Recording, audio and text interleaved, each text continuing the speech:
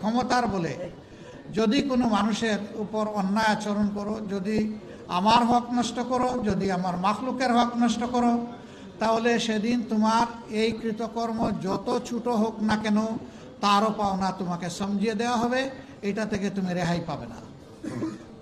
তার মানে হচ্ছে ছোট বড় সব কিছুর পাওনা আল্লাহর জিম্মায় মজুদ রয়েছে। মানুষকে at the day of final judgement, শেষ বিচারের দিনে মানুষের হাতে এটা আল্লাহ তুলে দেবেন।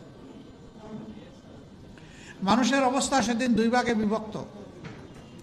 একদল মানুষ স্বাচ্ছন্দ্যে আল্লাহ তাআলার দরবারে দাঁড়াবে, তাদের চেহারার মধ্যে নূরের ঝলক থাকবে, রাব্বুল ইজ্জত তাদের দিকে সন্তুষ্টি এবং রাহমার দৃষ্টি দিয়ে তাকাবেন। আরেক দল মানুষ দুলামদিন অপদস্থ, হাঁটু গড়ে মাথা নত করে বসবে, তারা এনে আল্লাহর দরবারে হাজির করবে।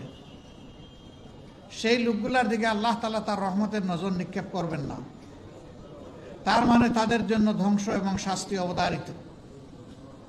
যারা প্রথম সম্প্রদায়, আল্লাহ তাআলার পক্ষ থেকে নাজাতের সুসংবাদ পেয়ে, বুশরা পেয়ে, তারা যাবে মাবুদের মায়ার জান্নাতে।